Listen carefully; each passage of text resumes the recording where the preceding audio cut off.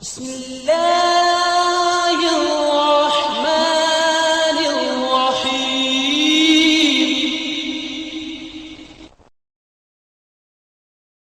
سورۃ النحل پارہ نمبر 14، سورت کا رکوع نمبر 10۔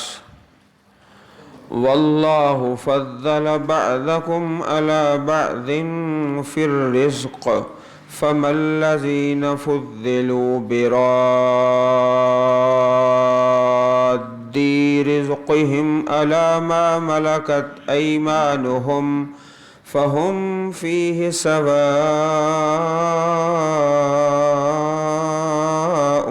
افبنعمت اللہ یجحدون۔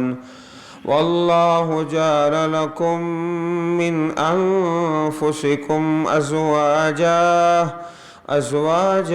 وجعل لکم من ازواجکم بنین وحفدة ورزقكم من الطیبات افبالباطل یؤمنون وبنعمت اللہ هم یکفرون ویعبدون من دون اللہ ما لا یملک لهم رزقا من السماوات والارض شيئا ولا يستطيعون فلا تضربوا لله الأمثال إن الله يعلم وأنتم لا تعلمون۔ ضرب الله مثلا عبدا مملوكا لا يقدر على شيء ومن رزقناه منا رزقا حسنا فهو ينفق منه سرا وجهرا هل يستوون؟ الحمد لله بل أكثرهم لا يعلمون۔ وضرب الله مثلا الرجلين أحدهما أبكم لا يقدر على شيء وهو كل على مولاه أينما يوجهه لا يأتي بخير هل يستوي هو ومن يأمر بالعدل وهو على صراط مستقیم۔ اللہ رب العزت کی کتاب میں جو کل 5 علوم بیان ہوئے، علم الاحکام، علم الرد اور التذکیر بآلاء اللہ، التذکیر بایام اللہ، التذکیر بالموت وما بعدہ، تو اس سورہ مبارک کا جو عنوان ہے التذکیر بآلاء اللہ، اللہ تعالیٰ کی نعمتوں کو اگر گننا شروع کر دو تو گن نہیں سکتے۔ گزشتہ آیات میں بھی اللہ پاک کی نعمتوں کا تذکرہ ہے، اور اس رکوع میں بھی اللہ رب العزت کی نعمتوں کا تذکرہ ہے۔ عزیز بھائیو، اللہ پاک کی تمام نعمتیں گننا اور شمار کرنا تو بڑی دور کی بات ہے۔ اس سورہ مبارک میں جو نعمتیں بیان ہوئی ہیں، ان کی اگر گنتی شروع کر دو تو مشکل ہو جائے گی۔ واللہ فضل بعضکم علی بعض، اور اللہ نے فضیلت دی تمہارے بعض کو بعض پر، پھر رزق میں۔ تو رزق کا لفظ جو ہے یہ بڑا وسیع مفہوم رکھتا ہے۔ رزق سے مال بھی، اور رزق سے انسان کا قد اور جسمانی طاقت اور ذہنی قوت، وہ ساری چیزیں اس میں آ جاتی ہیں۔ اللہ رب العزت نے ہر انسان کو جو جسمانی قوت اور ذہنی طاقت دی ہے، اس میں فرق ہے، کسی کو زیادہ کسی کو کم، اور اسی طرح مال میں، اسی طرح قد میں اللہ رب العزت نے کسی کا قد زیادہ بنایا ہے اور کسی کا چھوٹا ہے، کسی کا بڑا ہے۔ اب یہ بتاؤ کہ اگر کسی آدمی کا قد لمبا ہے، بڑا ہے، تو وہ چھوٹے قد والے آدمی کا قد بڑا کر سکتا ہے؟ سوال ہی نہیں پیدا ہوتا۔ اسی طرح رزق میں کمی بیشی وہ اللہ رب العزت نے رکھی ہے، کوئی اس میں برابری نہیں کر سکتا۔ تو رزق کا لفظ بڑے وسیع مفہوم رکھتا ہے۔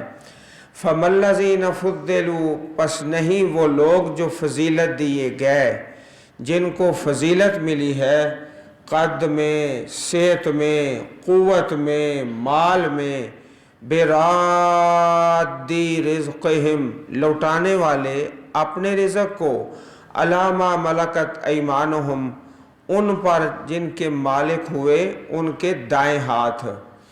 تو کوئی مالک چاہتا ہے کہ میرا غلام میرے برابر ہو جائے، ایک تو غلام ہے اور دوسرا ملازم ہے، ملازم اور غلام میں فرق ہوتا ہے۔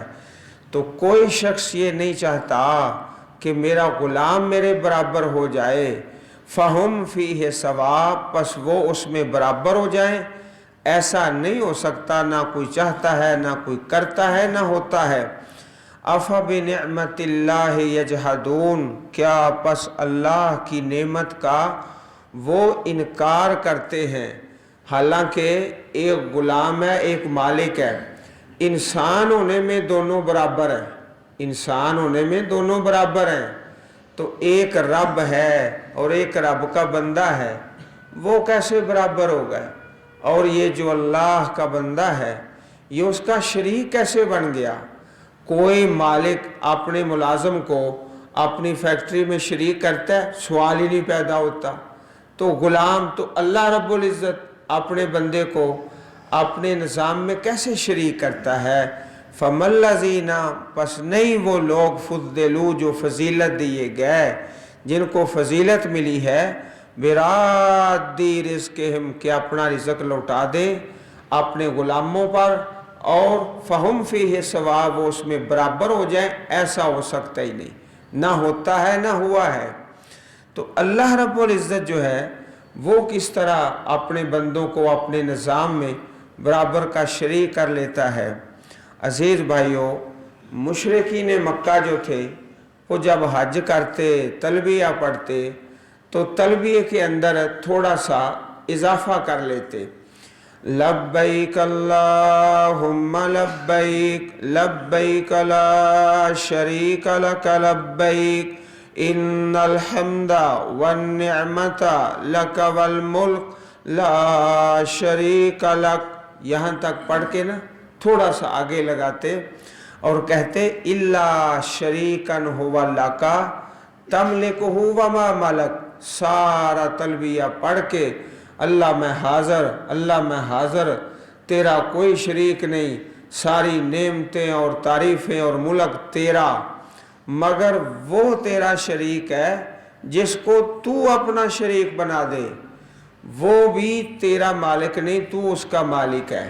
اللہ شریکن، آخر میں یہ کہتے مگر وہ شریک ہوا لاکا تملکہ، جو تیرا شریک ہے اور تو ہی اس کا مالک ہے، وما مالک، وہ مالک نہیں ہے۔ یہ حدیث مبارک صحیح مسلم شریف کتاب الحج باب التلبیۃ و صفاتها و وقتها، حدیث نمبر 1185۔ تو کہتے اللہ پاک کا شریک کوئی نہیں، ہاں اللہ جس کو اختیار دے دے وہ اس کا شریک بن جاتا ہے۔ تو یہ بالکل غلط بات ہے، اللہ تعالیٰ کا کوئی شریک ہے ہی نہیں۔ اب اس سے اگلی آیت کریمہ میں اللہ پاک کی نعمتیں، ایک آیت ہے اور نعمتیں زیادہ ہیں، 1 2 3 4 5، بہت ساری نعمتیں۔ واللہ جعل لکم من انفسکم ازواجا، اور اللہ نے بنایا تمہارے لیے تمہاری ہی جانوں سے، تمہارے نفسوں سے، ازواجا جوڑے، ازواج یہ جمع ہے زوج کی، تو بیوی جو ہے وہ خامند کے لیے زوج ہے اور خامند بیوی کے لیے زوج ہے، جوڑا۔ پہلی نعمت تو یہ اللہ پاک نے بنائی کہ من انفسکم، تمہاری جانوں سے، تمہارے نفسوں سے جو جوڑا بنایا انسانوں کا، انسانوں کے ساتھ جوڑا بنایا۔ ایسا نہیں کیا اللہ پاک نے کہ انسان کے ساتھ جنوں کا جوڑا بنا دیا ہے یا جنوں کے علاوہ کسی دوسری مخلوق کا۔ تو جو اللہ پاک نے ایک جنس کے اندر محبت رکھی ہے وہ دوسری میں ہو سکتی نہیں۔ پہلی نعمت یہ ہے من انفسکم، تمہارے اندر سے، تمہاری جنس سے ہی جوڑا بنایا ہے، بیوی خامند کے لیے، خامند بیوی کے لیے۔ اور دوسری نعمت ازواجا، جوڑا، جوڑا بنایا ہے اور تمہارے اندر سے ہی۔ تیسری نعمت وَجَعَلَ لَكُم مِّنْ أَزْوَاجِكُمْ بَنِينَ، اور بنایا تمہارے لیے تمہاری بیویوں سے بیٹے۔ یہ تیسری نعمت ہوگی، بیٹے بھی اللہ پاک نے عطا فرمائے۔ چوتھی نعمت وَحَفَدَةً، اور پوتے۔ یہ بنین بھی جمع ہے اور حفدہ بھی جمع ہے، بیٹے اور پوتے۔ بیٹا ہوتا ہے تو دعوت ہوتی ہے، پوتا ہوتا ہے پھر بھی دعوت ہوتی ہے، اللہ پاک کی نعمت ہے۔ وَرَزَقَكُمْ، اور تمہیں رزق دیا، مِنَ الطَّیِّبَاتِ، پاکیزہ چیزوں سے۔ یہ پانچویں نعمت ہے، رزق بھی اللہ پاک نے دیا ہے، تمہارے لیے بھی، تمہارے بیٹوں کے لیے بھی اور تمہارے پوتوں کے لیے بھی۔ أَفَبِالْبَاطِلِ يُؤْمِنُونَ، کیا باطل پر وہ ایمان لاتے ہیں؟ باطل کیا ہے؟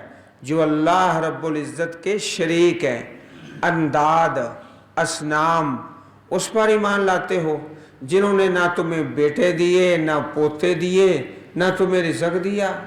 اور اللہ کے بندوں نے اللہ پاک کے کئی ایسے شریک بنا رکھے ہیں جو خود بے اولاد ہیں، ان کے پاس بیٹا ہی نہیں، پوتا ہی نہیں، بیٹا ہی نہیں تو پوتا کہاں سے ہے، خود بے اولاد ہیں۔ باطل پر ایمان وہ لاتے ہیں، باطل کیا ہے؟ انداد و اصنام۔ وَبِنِعْمَةِ اللَّهِ، اور اللہ کی نعمت کے ساتھ ہم یکفرون، وہ کفر کرتے ہیں۔ اللہ کی نعمت، اللہ پاک کے احسانات، بہت بڑے احسانات۔ چنانچہ صحیح مسلم شریف میں حدیث ہے کہ صحابہ کرام نے پیارے رسول صلی اللہ علیہ وسلم سے ایک مرتبہ سوال کر دیا۔ سوال یہ کیا، حل نرا ربنا یوم القیامہ، کیا قیامت کے دن ہم اپنے رب کو دیکھیں گے، زیارت نصیب ہوگی؟ تو پیارے رسول صلی اللہ علیہ وسلم نے مثال دے کے سمجھایا، فرمایا جب سورج ہے، دوپہر کا وقت ہے، بادل کوئی نہیں، بالکل صاف، تو سورج دیکھنے میں کوئی مزاحمت نہیں، کوئی رش نہیں، کوئی دقت نہیں۔ پھر فرمایا چاند ہے، 14ویں رات کا چاند ہے اور چمک رہا ہے اور بادل کوئی نہیں، بالکل صاف ہے، تو اس وقت چاند دیکھنے میں کوئی دقت نہیں، کوئی دشواری نہیں۔ تو چاند دیکھنے میں دشواری کوئی نہیں، سورج دیکھنے میں کوئی رش نہیں، کوئی زحمہ نہیں، بھیڑ نہیں ہے۔ اس طرح تم اللہ کی توفیق سے اپنے رب کی زیارت کرو گے انشاءاللہ، یہ آپ نے ارشاد فرمایا۔ اور اس کے بعد خاصی طویل اور لمبی حدیث ہے، میں مختصر عرض کر رہا ہوں۔ فرمایا اللہ تعالیٰ ایک بندے کو اپنی نعمتیں یاد کرائے گا۔ نعمتیں کیا؟ علم اکرم کا، کیا میں نے تجھے عزت نہیں دی تھی؟ عزیز بھائیو، اللہ تعالیٰ نے آپ سب کو عزت دی ہے، ہاں فرق ہو سکتا ہے، کسی کو زیادہ عزت دی ہے اور کسی کو تھوڑی عزت دی ہے، تو عزتیں دینے والا کون ہے؟ وہ میرا اللہ ہے۔ وَلِلَّهِ الْعِزَّةُ، عزت ساری اللہ کے پاس ہے۔ تو اللہ پاک نے ایک نعمت تو یہ دی کہ تمہیں عزت عطا فرمائی، کسی کو تھوڑی اور کسی کو زیادہ۔ یہ نعمت بھی اللہ پاک ذکر فرمائیں گے قیامت کے دن میں نے تمہیں عزت نہیں دی تھی؟ اس سے آگے وَأُزَوِّجْ کا تیرا جوڑا نہیں بنایا تھا؟ نکاح کا انتظام اور سلسلے اللہ پاک نے چلائے اور بنائے، یہ بھی نعمت ہے اللہ پاک کی جو قیامت کے دن اللہ رب العزت اپنے بندے کو یاد کرائیں گے۔ علم اکرم کا، علم ازوج کا، اور اس سے آگے اللہ پاک کی نعمتیں وَأُسَخِّرْ لَكَ الْخَيْلَ وَالْإِبِلَ، کیا گھوڑے جو ہیں تیرے لیے مسخر نہیں کیے تھے؟ گھوڑا، اللہ اکبر، گزشتہ رکوع میں گزرا ہے نا شہد کی مکھی کا واقعہ، تو کیسا اگر ڈنگ مارے تو انسان کو بخار ہو جائے اور کتنی تکلیف میں مبتلا ہو جائے، لیکن اللہ رب العزت نے انسان کو عقل بخشی ہے کہ ایسا انتظام کرتا ہے کہ سینکڑوں اور ہزاروں مکھیوں کے درمیان سے اگر ایک کاٹ جائے تو تکلیف میں تڑپتا رہے، ان کے درمیان سے شہد نکال کے لے آتا ہے۔ کیسی اللہ پاک نے عقل دی ہے! کیا تیرے مسخر نہیں کیا گھوڑے کو؟ گھوڑا کیسا طاقتور جانور ہے، اور اس کو مسخر کیا، اور اونٹ کو مسخر کیا۔ چھوٹا سا ایک بچہ ہے، بالکل چھوٹا، 10 15 20 اونٹوں کو ہانک کے لے کے جا رہا ہے۔ تو قیامت کے دن اللہ تعالیٰ اس ساری نعمتوں کا تذکرہ فرمائیں گے۔ کیا تمہیں عزت نہیں دی تھی؟ کیا تمہارے نکاح کا نہیں انتظام کیا تھا؟ گھوڑے تیرے مسخر نہیں کیے تھے؟ اونٹ تیرے تابع نہیں کیے تھے؟ تو نے کیا کیا؟ کیا تیرا یقین تھا اور ایمان تھا کہ میں اپنے رب سے ملنے والا ہوں؟ اللہ پاک سوال کر رہے ہیں تو وہ بندہ آگے سے جواب دیتا ہے، یا اللہ نہیں، میرا تو آخرت پر ایمان ہی کوئی نہیں تھا، میرے لیے تو کوئی یقین اور ایمان کا سلسلہ ہی نہیں تھا کہ میں اپنے رب سے ملنے والا ہوں۔ اللہ پاک پھر اس وقت فرمائیں گے الیوم نسیتک، آج میں نے تم کو بلا دیا ہے، کما نسیتنی، جیسے تو نے مجھ کو بلا دیا تھا۔ تو نے مجھے بلایا تھا نا، تیرا نہ ایمان تھا نہ یقین تھا کہ میں اپنے رب سے ملنے والا ہوں، تو نے مجھے بلایا، آج میں نے تجھ کو بلا دیا ہے۔ وَبِنِعْمَةِ اللَّهِ هُمْ يَكْفُرُونَ، اللہ کی نعمت کا وہ انکار کرتے ہیں۔ یکفرون آ گیا نا غیب کا صیغہ، تو جو حدیث پاک سنائی ہے صحیح مسلم شریف کے حوالے سے، کتاب الزہد والرقائق، باب الدنیا سجن المومن و جنت الکافر، دنیا جو ہے وہ مومن کے لیے قید خانہ ہے اور جنت کے لیے کافر ہے۔ یہ باب ہے، اور اس باب کے اندر کافی احادیث کے سچے اور سچے موتی، ایک موتی آپ کے سامنے عرض کیا ہے۔ اللہ ہمیں فہم کی توفیق عطا فرمائے۔ وَيَعْبُدُونَ مِن دُونِ اللَّهِ مَا لَا يَمْلِكُ لَهُمْ رِزْقًا مِّنَ السَّمَاوَاتِ وَالْأَرْضِ شَيْئًا، اور وہ عبادت کرتے ہیں اللہ کے علاوہ ان کی جو نہیں مالک ان کے لیے رزق کے، آسمانوں سے اور زمین سے۔ جو آسمان سے رزق آتا ہے اس کے بھی مالک من دون اللہ نہیں، جو زمین سے ہے اس کے مالک بھی من دون اللہ نہیں۔ ولا یستطیعون، اور نہ وہ طاقت رکھتے ہیں کسی بات کی۔ فلا تضربوا للہ الامثال، پس نہ تم بیان کرو اللہ تعالیٰ کے لیے مثالیں۔ اللہ کے لیے مثالیں بیان کرتے ہو، کیسا ظلم کرتے ہو اور ظلم کماتے ہو، اور تمہاری عقل پہ ماتم کرنا چاہیے، ماتم کرنا چاہیے۔ اللہ کے لیے مثالیں، اچھا بھائی چھت پہ چڑھنا ہے نا تو سیڑھی کی ضرورت ہے، اللہ کے پاس جانا ہے تو درمیان میں واسطے کی ضرورت ہے۔ فلا تضربوا للہ الامثال، اور زبان بند کر، اللہ کے لیے مثالیں نہ بیان کر۔ اللہ تعالیٰ کی مثالیں ایسی ہیں جیسی انسانوں کی ہیں۔ چھت پہ چڑھنا تو سیڑھی کی ضرورت ہے، اللہ کے پاس جانا ہے تو درمیان میں واسطے کی ضرورت ہے، تیری عقل پہ ماتم کرنا چاہیے، زبان بند کر لے۔ فلا تضربوا للہ الامثال، اللہ کے لیے مثالیں۔ اور ایک افسر ہے، افسر کو ملنا ہے تو پہلے سیکرٹری صاحب کو ملنا ہے، چپڑاسی کو ملنا ہے، ملتے ملاتے پھر اس افسر کے پاس چلے جانا ہے۔ اس طرح اللہ کو ملنا ہے تو پہلے فلاں کو ملنا ہے، فلاں کو ملنا ہے، پھر اللہ کے پاس۔ فلا تضربوا للہ الامثال، اللہ رب العزت کی مثالیں کیوں بیان کرتے ہو؟ یہ لفظ زبان سے نکلنا ہی نہیں چاہیے، یہ کلمہ تو زبان پہ آنا ہی نہیں چاہیے۔ فلا تضربوا للہ الامثال، مثالیں نہ بیان کیا کرو، وہ رب ہے، اللہ ہے۔ ان اللہ یعلم وانتم لا تعلمون، بے شک اللہ تعالیٰ جانتا ہے اور تم نہیں جانتے۔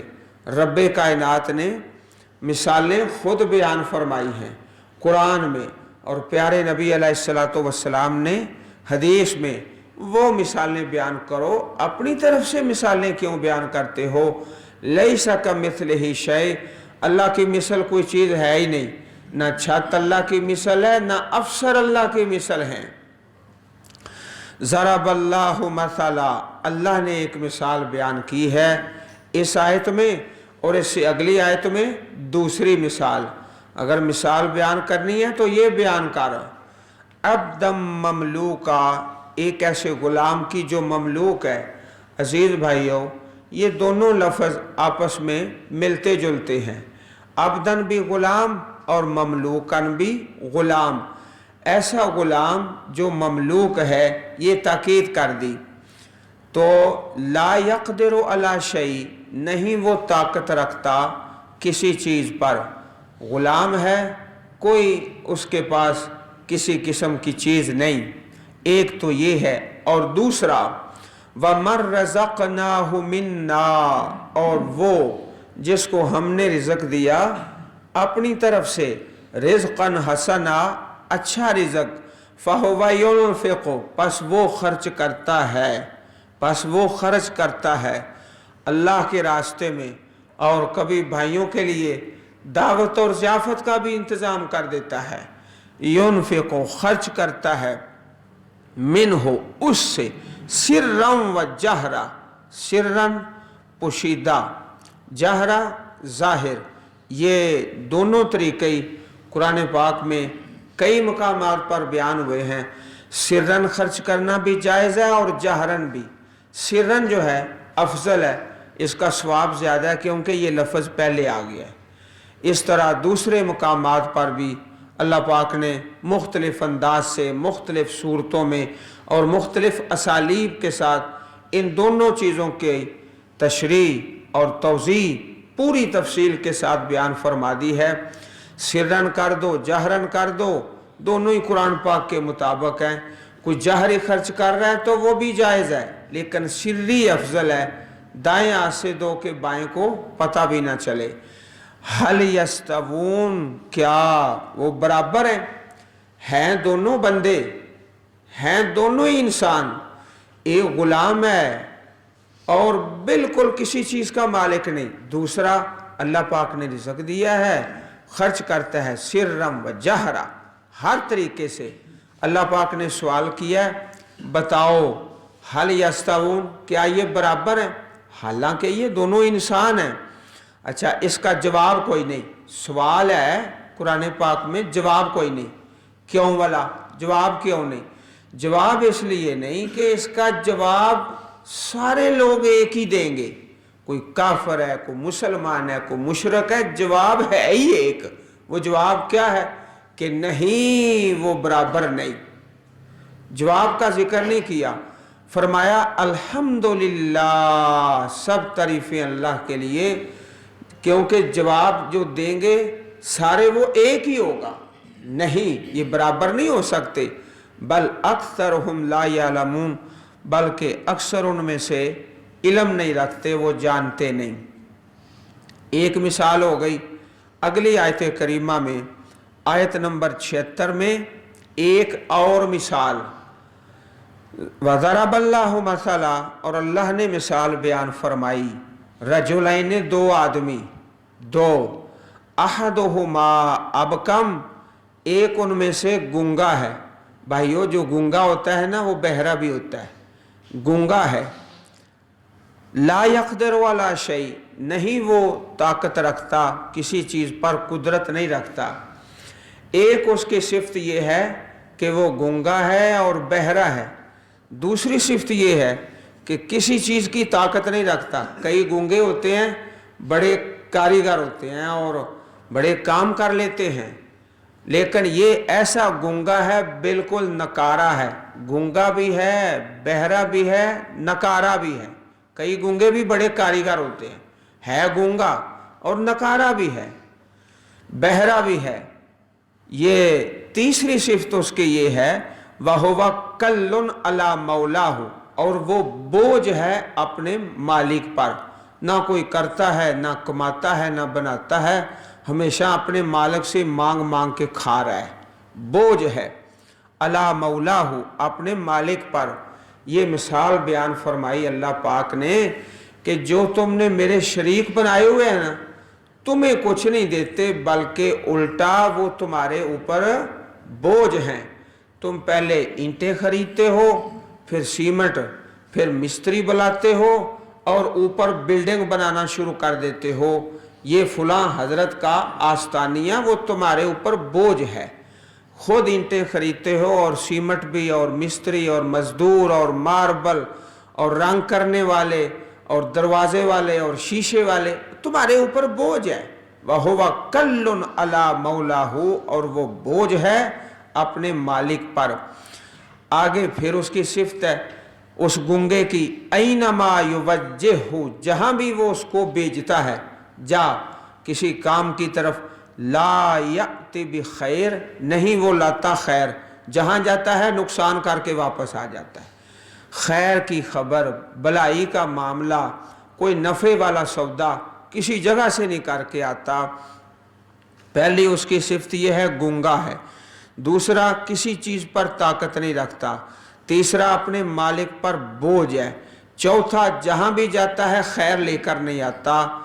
یہ چار صفتیں بیان کی ایک گنگے بہرے کی، آگے پھر دو صفتیں ایک دوسرے انسان کی، دو، حل یستوی ہوا، کیا یہ برابر ہے، وَمَن یأمر بالعدل، اور جو حکم دیتا ہے عدل انصاف کا، وَهُوَ عَلَى صِرَاطٍ مستقیم، اور وہ سیدھے راستے پر ہے۔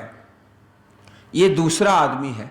پہلے کی صفتیں جو ہیں گنگے کی وہ پہلے چار بیان ہوئی اور دو اس کی، ان دو میں سے ایک کا تعلق قول کے ساتھ ہے اور دوسرے کا تعلق فعل کے ساتھ ہے۔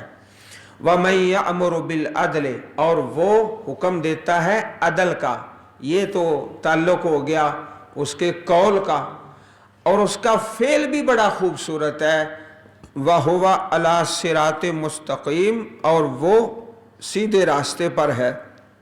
اس کا جو فعل ہے وہ صراط مستقیم والا، قول بھی اچھا فعل بھی اچھا، قول بھی اچھا فعل بھی اچھا، دونوں کام اچھے، یہ دو صفتیں ہیں اس کی۔ اب بتاؤ، ہیں دونوں انسان، دونوں انسان ہیں، ایک گنگا ہے، ایک نیکی کی دعوت دے رہا ہے، عدل انصاف کی، اور خود بھی صراط مستقیم پر ہے۔ اللہ پاک نے سوال کیا ہے حل یستوی ہوا، کیا وہ برابر ہے؟ جواب کوئی نہیں دیا، جواب خود بتاؤ، مومن بھی بتائیں، کافر بھی بتائیں، مشرک بھی بتائیں، جو قرآن مانتے ہیں وہ بھی بتاؤ، جو نہیں مانتے وہ بھی بتاؤ، جواب سب کا ایک ہے، مسلمانوں کا بھی کفار کا بھی، کہ نہیں یہ دونوں برابر ہو ہی نہیں سکتے۔ کیسے برابر ہو سکتے ہیں؟ جواب خود بخود قرآن کریم کا اکثر یہ طریقہ بیان ہے، سوال ہوتا ہے جواب کوئی نہیں ہوتا، جواب خود بتاؤ غور کر کے، اور جواب وہاں بڑا واضح ہوتا ہے اور بڑا تفصیل کے ساتھ خود بخود انسان اس کا جواب دے سکتا ہے۔ وَمَن یأمر بالعدل وَهُوَ عَلَى صِرَاطٍ مستقیم، اس کا قول بھی بڑا خوبصورت ہے، اس کا فعل بھی بڑا خوبصورت ہے، وہ برابر ہو سکتے ہیں؟ نہیں۔ ایک میں 4 عیب ہیں، دوسرے میں 2 خوبیاں ہیں، برابر نہیں ہو سکتے۔ اس طرح اللہ رب العزت جو ہمیشہ حی قیوم ہے، نعمتیں دے رہا ہے اور انسانوں کا وارث و مالک ہے، وہ اور اللہ پاک کے جو شریک بنا رکھے ہیں من دون اللہ، جو الٹا کلن علی مولاہ بوجھ بنے ہوئے ہیں، ان کی حفاظت کرنا پڑتی ہے، وہاں چوکیدار کھڑے کرنے پڑتے ہیں، وہاں سیکورٹی ہونی چاہیے، یہ ہونا چاہیے، اور سلسلے یہ اللہ پاک کے برابر نہیں ہو سکتے۔ تو ساری صورت میں عنوان یہی ہے، ایک نعمت، پھر دوسری نعمت، پھر تیسری، پھر چوتھی، بے بہا نعمتیں۔ اگر میں آپ سے سوال کروں کہ سورہ نحل میں جو نعمتیں ہیں وہ گن کے بتاؤ تو آپ کے لیے مشکل ہو جائے گا، صرف اس سورہ مبارک میں۔ تو اللہ پاک نے فرمایا یہ ساری نعمتیں ذکر کر کے اب توحید پہ ایمان لاتے ہو کہ نہیں لاتے؟ اللہ پاک ہمیں توحید کی سمجھ عطا فرمائے، اللہ تعالیٰ دین پہ زندہ رکھے اور دین پہ مارے۔ وآخر دعوانا ان الحمد للہ رب العالمین۔